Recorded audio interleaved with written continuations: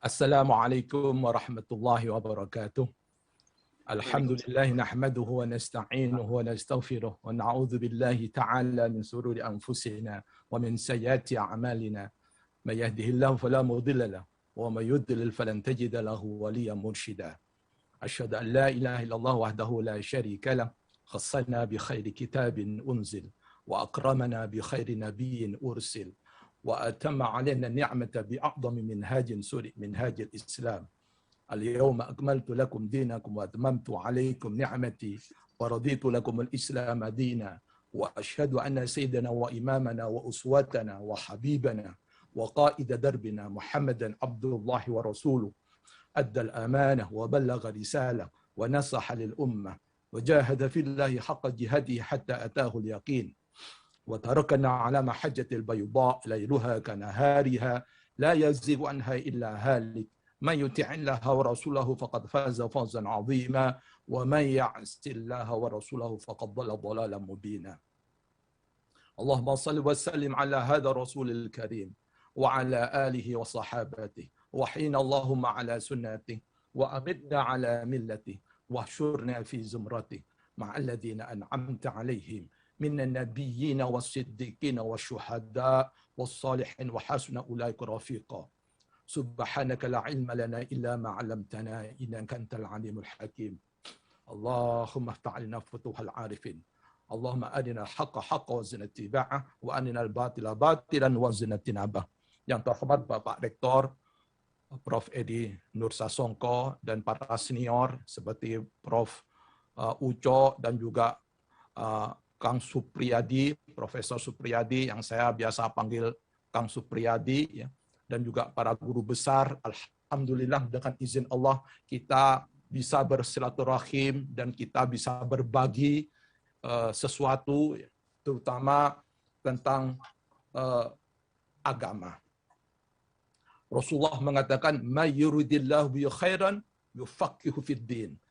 Kalau Allah mau menjadikan kita ini baik, kita ini diberi semangat untuk memahami agama. Nah ini. Nah kenapa? Karena memang itu agama itu sangat penting sekali. Ya.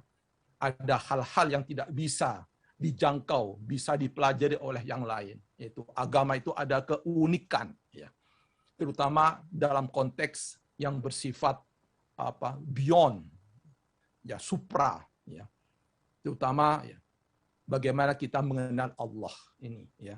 Jadi ini kata ba'ala nafsir rahmah. Allah mewajibkan dirinya itu kasih sayang sehingga manusia tidak bisa dibiarkan untuk mencari-cari sendiri, menebak-nebak, meraba-raba.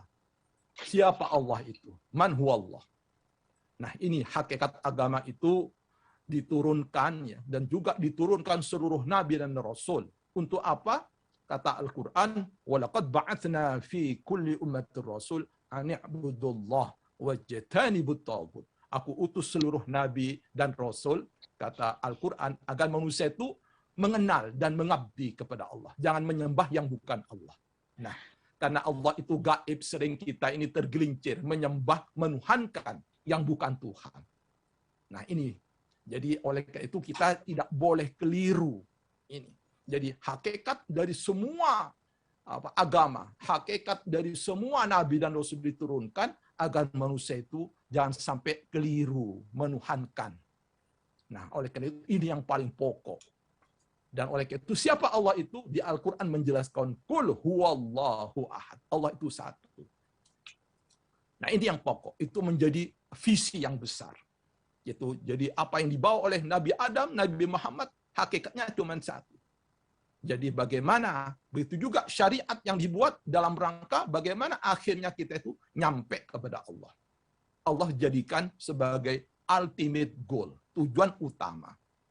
Nah, karena kecenderungan manusia itu dalam hidupnya itu banyak sekali namanya temptation dan distraction. Jadi banyak godaan yang membuat kita itu beralih, lupa terhadap tujuan utama. Kita membuat tujuan sendiri. Jadi kita padahal itu sebetulnya bukan tujuan yang hakiki. Nah, oleh itu untuk tujuan yang utama itu memang perlu dibimbing. Ya, Nabi pun tidak mampu. Pada saat Nabi Ibrahim ditanya, "What is your ultimate goal?" Ya, kamu tujuan utama hidup apa? Tidak paham dia. Banyak manusia juga mencari-cari Tuhan itu apa? Oh, dikira bulan yang indah, dikira bulan itu Tuhan pada saat tenggelam, menghilang. Masa Tuhan muncul dan tenggelam? Oh, matahari yang besar. Nah, ini Al-Quran mengajarkan. Tapi tidak mudah. Ya, karena memang Tuhan itu gaib. Makanya beriman itu adalah antara lain yang syarat pertama orang yang beriman itu alladzina yu'minuna bil ghaib, yaitu percaya kepada yang gaib. Jadi artinya apa? Kita punya keterbatasan, limitation, human limitation. Makanya ada orang yang memberikan satu terminologi. Kebenaran itu ada tingkatannya. Ada kebenaran yang sifatnya fisikal, ainul yakin, mata bisa kita lihat, wah ini ada benda. Tapi mata punya keterbatasan juga. Pada jarak tertentu dia tidak mampu melihat. Makanya ada kebenaran mata itu disebut dengan ainul yakin. Ya. Ada kebenaran ilmu, ada ilmul yakin. Tapi ilmu juga punya keterbatasan. Makanya ada petunjuk yang lebih tinggi dari ilmu, yaitu hakul yakin, yaitu wahyu dari Allah. Nah, inilah pentingnya Al-Quran. Nah, agar oleh itu, baik itu ainul yakin, maupun ilmul yakin, maupun hakul yakin, tidak perlu dikonfrontasikan, dipertentangkan, tapi justru harus kontinu, harus saling melengkapi. Ya, dengan segala karakteristik. Karena kecenderungan manusia itu lupa. Apalagi yang tidak kelihatan. Yang kelihatan saja suka lupa.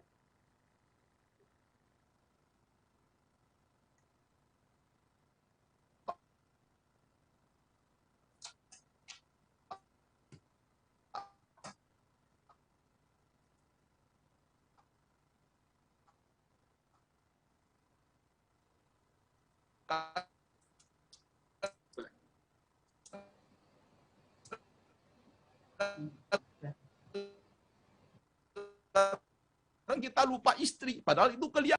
Nah, itu bagaimana di ultimate farqu baina ahadin rasulih. Jadi tidak ada perbedaan. Yang perbedaan itu hanya apa? Caranya saja, pendekatannya saja, ya. Nabi Adam syariatnya beda dengan Nabi Nuh, Nabi Idris. Nah, Nabi Muhammad itu adalah yang paling lengkap. Nah, oleh itu kita harus mengambil intisari. Apa hakikat ini? Bahwa Al-Quran itu innal Qur'ana yahdi lillati hiya aqwam.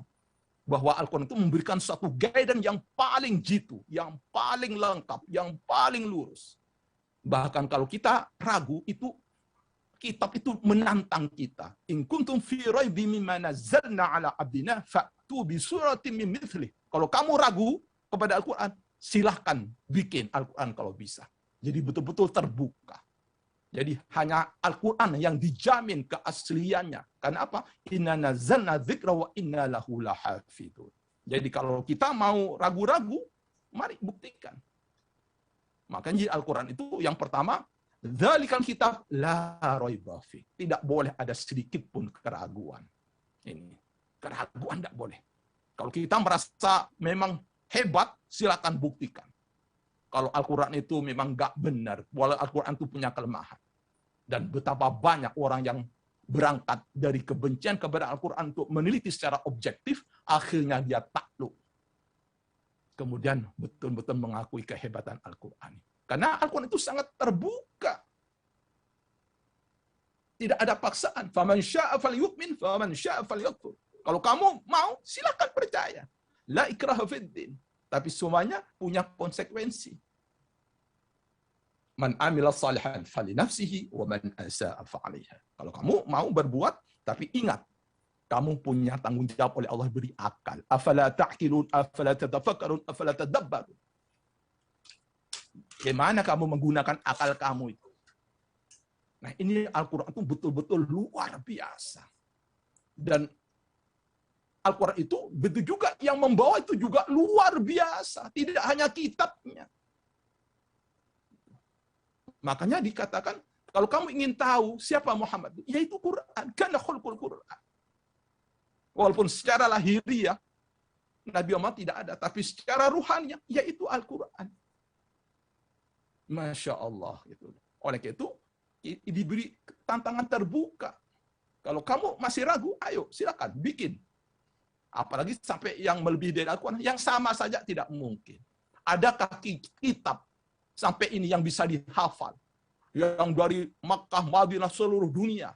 Adakah kitab? Kalau bukan itu campur tangan Tuhan, mana mungkin? Ribuan tahun, tapi masih terasa enak sekarang ini. Dibaca enak, dibaca saat susah, enak dibaca saat senang. Tidak pernah jenuh. Kalau kita lagu apapun, bacaan apapun, ada tingkat kejenuhan. Tapi Al-Quran itu, Masya Allah. Kalau itu bukan kalamullah, tidak mungkin.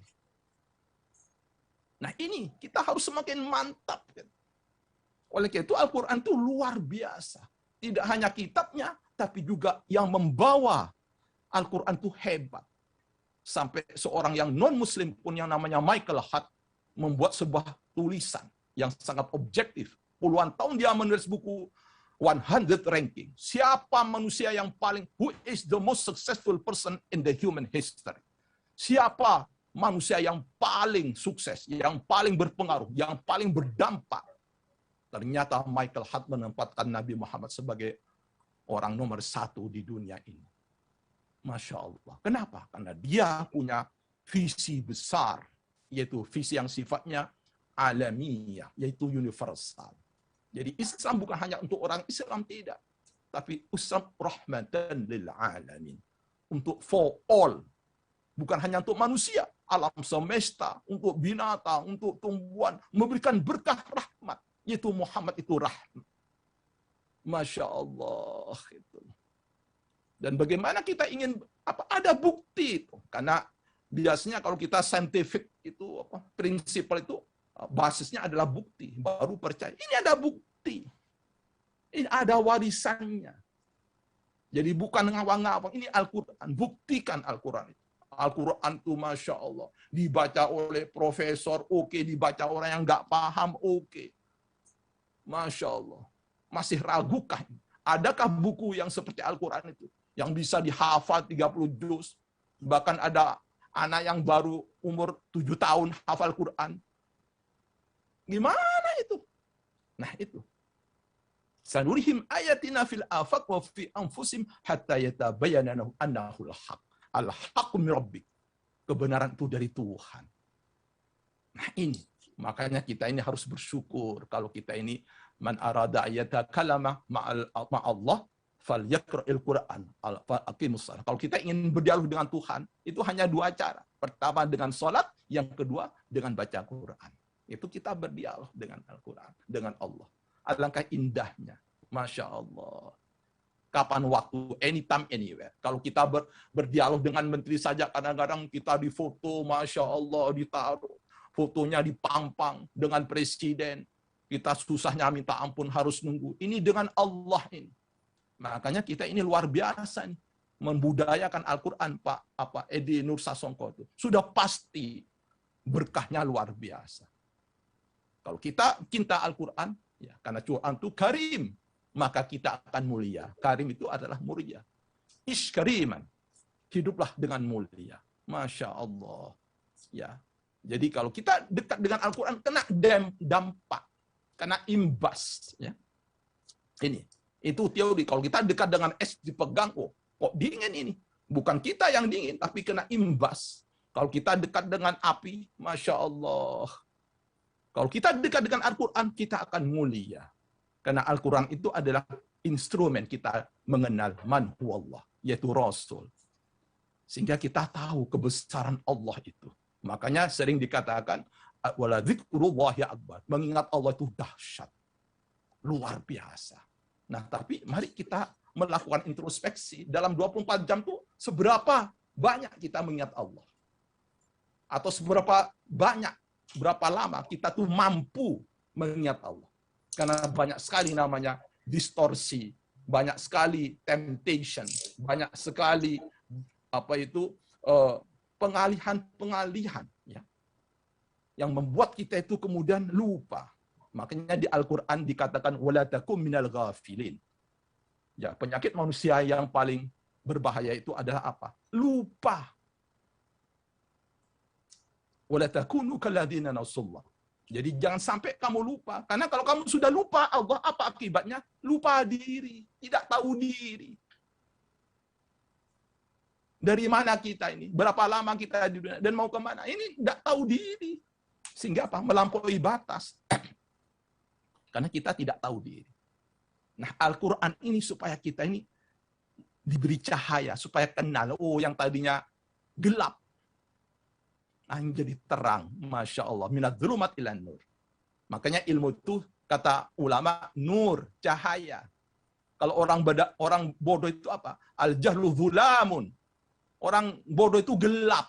Ngomong salah, bertindak salah. Ya gimana? Nabrak-nabrak. Ya gelap dong. Nggak bisa memilah, nggak bisa membeda-bedakan. Nah, cahaya itu nur. Muhammad itu nur.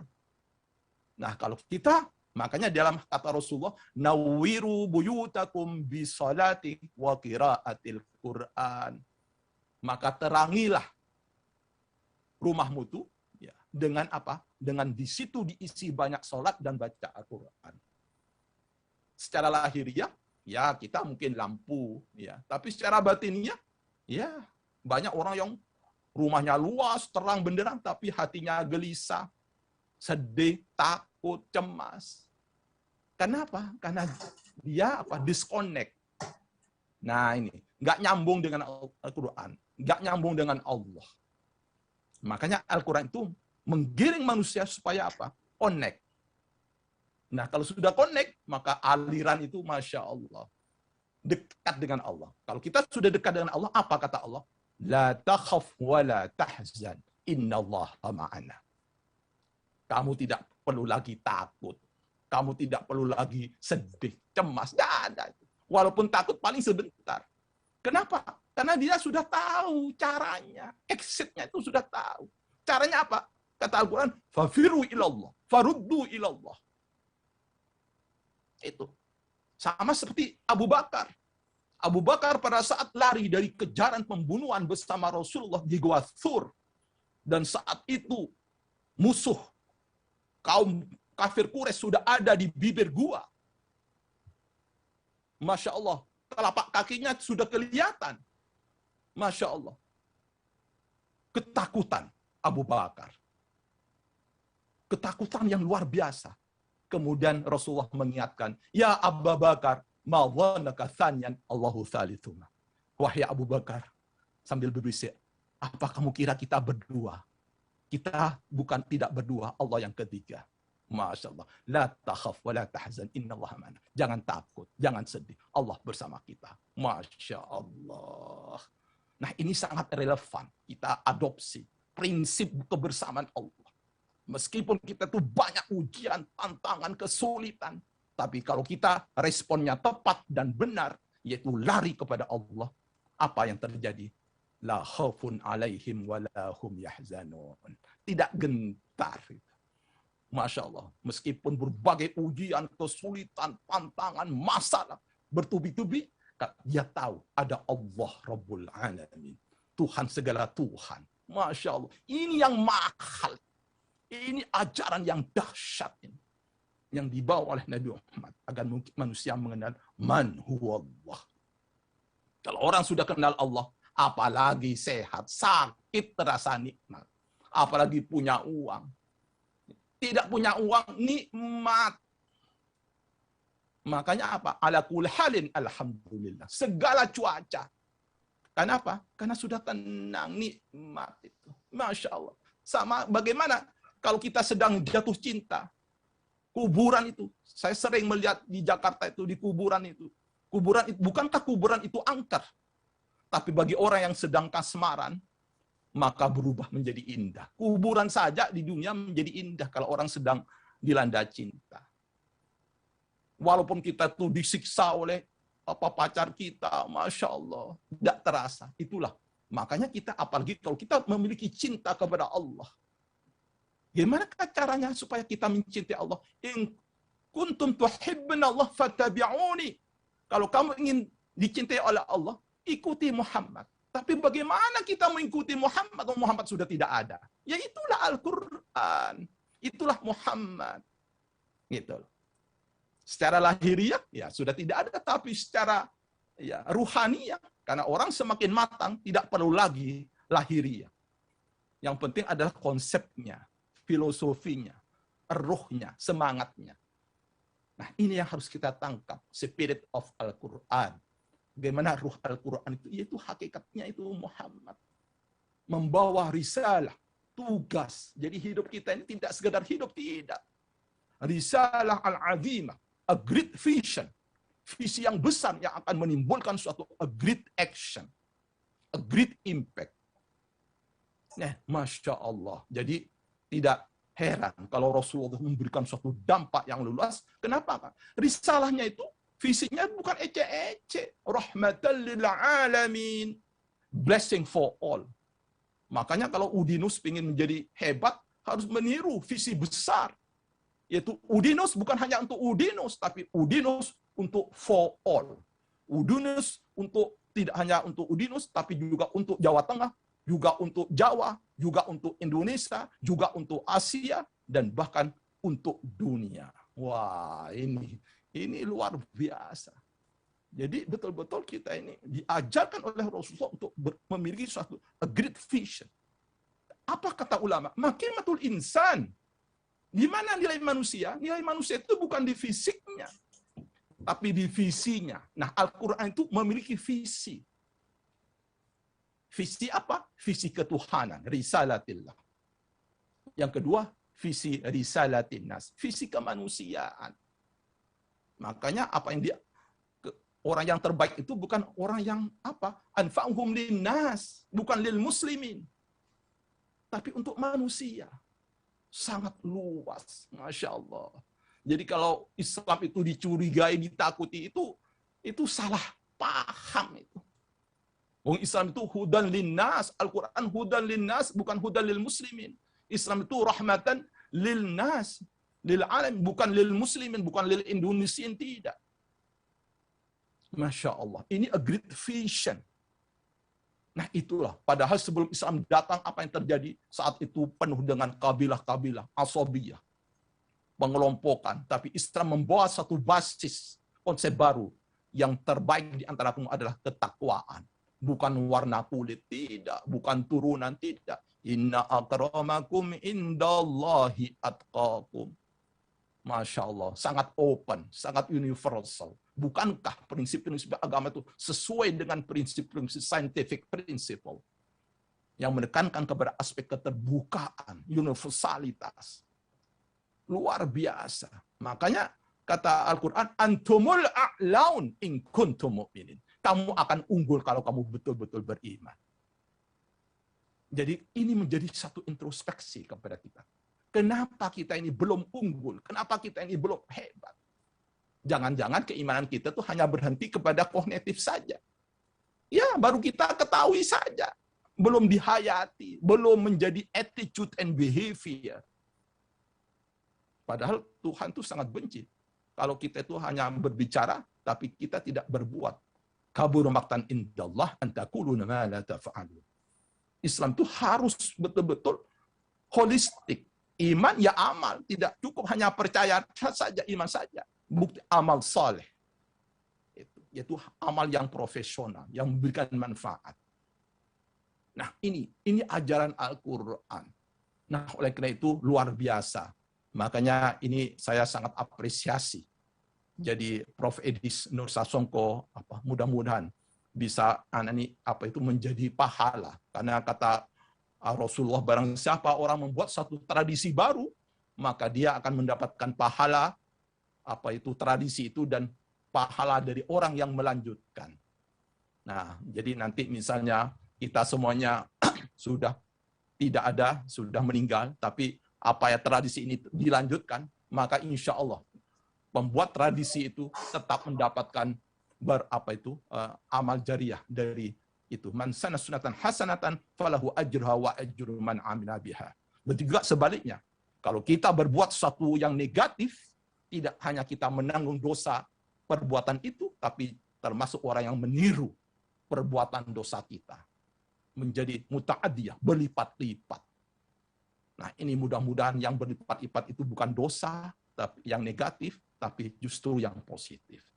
Jadi ini yang harus menjadi renungan kita. Apa intisari Al-Quran? Itu kalamullah agar manusia itu mengenal Tuhan, tujuan. supaya tahu bahwa hidup ini tidak hanya di dunia saja. Nah, orang mengatakan, wah kalau hanya di dunia hanya alangkah cepatnya. Apalagi kalau Rasulullah mengatakan ummati baina sitin wa sab'in. Umat itu rata-rata 60-70. Kalau sudah 70 itu jarang sudah. Yang 80, yang 90, apalagi kok yang sekarang ini COVID ini. Seperti saya ini sekarang umur 58, kalau Rasulullah 63. Ya, oleh itu harus siap-siap. Siap-siap. Nah, bukan kalau siap-siap bukan berarti ingin mengharapkan mati, tidak. Bagaimana kita sadar mengisi waktu yang singkat ini dengan betul-betul kita itu memberikan meniru model Rasulullah, yaitu mengenal Tuhan dan mengenal diri dan bermanfaat untuk sesama. Karena dunia mazra'atul akhirah. Dunia ini hanya ladang. Jadi yang paling pokok itu ya dalam Al-Qur'an itu yaitu zikir. Kita ingat, eling, kalau bahasa Jawa eling. Ingat, karena kelemahan manusia itu adalah suka lupa. Yaitu lupa kalau ada Tuhan, lupa kalau nanti mati, lupa kalau ada siksa kubur, lupa kalau ada akhirat. Ini lupa. Makanya Al-Quran, kalau orang yang suka membaca Al-Quran, maka dia akan cerdas. Karena apa? Karena dia akan bisa menghilangkan segala bentuk kelupaan. Terutama lupa diri, lupa misi, lupa masa depan. Makanya inna nazzalna dzikra wa innahu lahafidun. Makanya ulama-ulama itu yang cerdas sejarah itu karena apa? Jadi jangan punya anggapan yang keliru kalau kita belajar Al-Qur'an nanti kita terganggu dengan perjanjian yang lain. Tidak. Justru zikir ini adalah ala bizikrillahi tatmainnul qulub. Dengan kita berzikir, hati kita menjadi tenang. Dan sekarang itu diakui oleh kesehatan. Imunitas itu akan kuat pada saat pikiran hati kita itu tenang. Makanya WHO memberikan suatu definisi yang nama sehat itu tidak hanya karena tidak adanya penyakit. Ya. Karena sekarang itu sehat itu harus holistik. Betapa banyak di negara barat itu secara fisik sehat, tapi secara mental, secara spiritual rapuh sekali. Orangnya ganteng, tapi cantik, tapi dia akhirnya bunuh diri. Dia minum obat-obatan. Kalau dulu orang mati karena kelaparan, sekarang orang mati karena kelebihan, karena overweight, karena stres. Kalau dulu orang perang, tidak. Mati karena banyak perang. Sekarang tidak. Banyak orang yang mati karena stres. Karena bunuh diri, committing suicide. Nah, ini karena apa? Karena dia tidak mengerti apa tujuan ini. Tapi bagi orang yang mengerti, maka tenang hidupnya itu. Ala bidzikrillahi tatmainnul qulub. Nah, mudah-mudahan. Dan bahkan di Amerika dan Eropa, itu menjadi pelajaran kepada kita. Amerika yang notabene sebagai the best health system. Sistem kesehatan yang terbaik di dunia. Tapi sampai sekarang masih juara 1. Sekitar 700.000 gara COVID. Bukankah ini membuat kita harus berpikir? Kita tidak boleh terlalu menuhankan ilmu pengetahuan sendiri. Justru yang ranking 1, ranking 2, itu justru di Eropa. Dengan sekarang bencana alam yang terjadi di Jerman, di Austria. Siapa ini semuanya di balik itu? Nah, padahal kita dhaharal fasad fil ardi fil bahri wal bahri bima kasabat aydin nas liyudhiqahum. Supaya kita itu kembali. Nah, orang yang beriman, Masya Allah, menghadapi satu musibah itu, ya dia tenang. Karena dia punya konsep, inna lillah, kita ini milik Allah itu. Wa inna ilaihi rajiun, kita akan kembali kepada Allah. Jadi tegar dia. Lillahi ma fis sama'i wal ardh, semuanya milik Allah. Maka dia sabar. Nah, tidak hanya di mulut, tapi betul-betul sabar. Karena dia menyadari. Sehingga Masya Allah. Wa ma sabru illa billah. Kamu tidak mungkin bisa melaksanakan kesabaran kalau kamu tidak mengenal Allah. Nah, inilah yang harus kita kembalikan. Bagaimana dimensi ketuhanan ini kembali kita menjadi satu ruh kita dalam kehidupan. Karena kadang-kadang kita itu hanya di mulut saja Allah, Allah. Tapi belum nyampe di penghayatan. Belum ada getaran. Padahal orang yang beriman itu alladzina idza dzukirallahu wajilat qulubuhum. Kalau kita mengenal Allah betul-betul menyebut Allah itu pasti ada getaran. Karena getaran cinta, karena kedekaran harapan, getaran ketakutan. Makanya namanya ulama itu adalah inama yashallah min ibadil ulama. Orang-orang yang saintis, ilmuwan itu pasti takut kepada Allah. Kalau ada orang yang tidak takut pada Allah itu belum saintis, itu masih tanggung itu. Karena kita mengerti bagaimana kebesaran Allah. Jangankan Allah, kita yang kita lihat saja, bumi, matahari, itu masih banyak galaksi ribuan tahun, ya Allah. Yang kita lihat saja seperti matahari, kalau kita pergi dari bumi ke matahari ini, ya, itu kalau menurut perhitungan teknisnya itu, naik pesawat dengan kecepatan 1000 km per jam, maka kita nyampe ke matahari yang kita lihat sehari-hari itu 20 tahun. Betapa kita ini kecilnya bumi, belum lagi ada galaksi yang lain, subhanallah. Di mana kebesaran Allah? Bagaimana lagi Al-Khaliq? Makanya kita wala dzikrullahi akbar. Kita menyebut Allah, mengingat Allah itu dahsyat. Nah, tapi kenapa kita itu tidak mampu mengingat Allah? Kita suka lupa. Apalagi Tuhan. Istri saja kita sering lupa, tugas kita lupa. Nah, mudah-mudahan dengan kita terus-menerus melatih dekat dengan Al-Quran, maka kita ini akan dapat imbas. Menjadi karim, menjadi ingat. Saya merasakan sekali.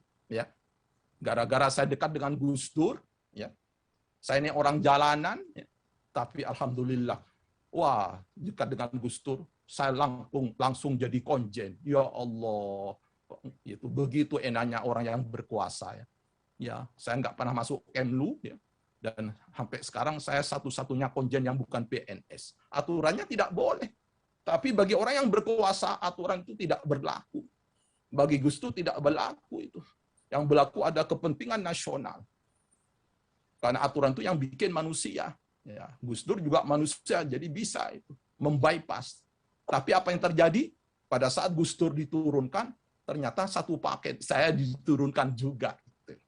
Ya itulah manusia. Tapi berkat silaturahim, saya dekat dengan Hashim Mujadi, diangkatlah saya jadi duta besar di Qatar. Ini baru dekat dengan manusia. Saya dekat dengan Pak Menristek Dikti, seluruh rektor di Indonesia itu kenal saya.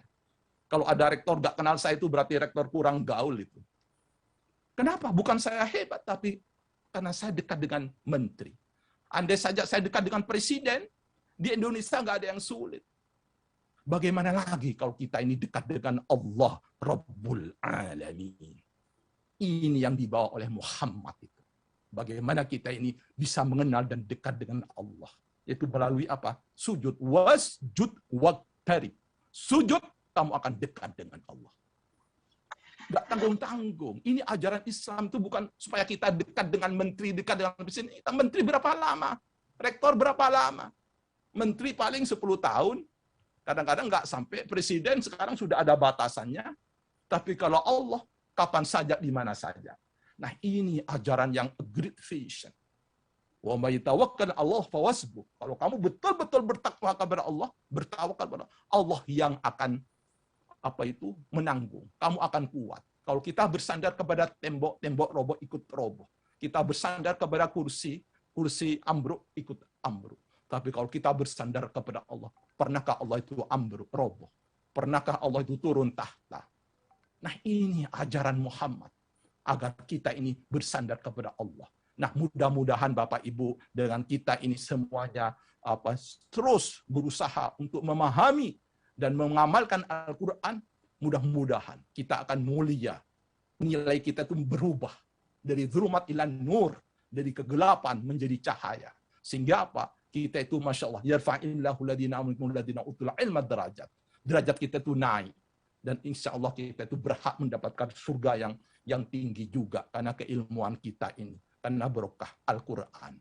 Nah, oleh karena itu, mudah-mudahan Bapak Ibu, dengan kita itu membaca Al-Quran, oleh Allah akan selalu ingat kita. Dan dengan ingat itu, kita akan cinta. Kalau sudah cinta, Masya Allah, apalagi sehat, apalagi tenang, krisis apapun berubah menjadi namanya cinta itu. Makanya ada cinta sudah buta. Karena apa? Karena cinta itu sudah rasa. Dicubit kayak apapun, tetap dia itu tidak terasa. Nah, inilah hakikat. Kalau kita betul-betul hubbullah, sudah ada dalam hati kita itu cinta Allah dan cinta Rasul, maka semuanya berubah menjadi indah dan gairah. Kuburan jadi indah, penyakit jadi indah, ya musibah menjadi indah. Kenapa? Karena kita tahu kita akan liqa Allah, kita bertemu dengan Allah. Karena tahu namanya ujian itu wanablukum bisyai'in wa khairin fitnah. Jadi itu adalah ekspresi Tuhan dengan bahasa yang berbeda. Nikmat maupun musibah itu sama saja. Karena siapa? Datangnya dari Allah. Makanya biasanya orang yang betul-betul mengerti filosofi, sabar, dan mengenal Allah, maka semuanya menjadi ala kulli halin, alhamdulillah. Semuanya nikmat semua. Nyaman semua. Jadi, Masya Allah, itulah mudah-mudahan kita mencapai tingkatan seperti itu. Yaitu kita betul-betul merasakan nikmatnya. Dan itulah siratal ladzina an'amta alaihim. Jalan kenikmatan itu adalah siratal mustaqim. Jalan Tuhan. Jadi semuanya menjadi nikmat. Dan insya Allah nikmat dunia akhirat. Walaupun kita menghadapi berbagai apa saja, penyakit, ujian, cobaan, kegagalan, tapi itu hakikatnya, itu sebetulnya adalah ekspresi cinta Tuhan.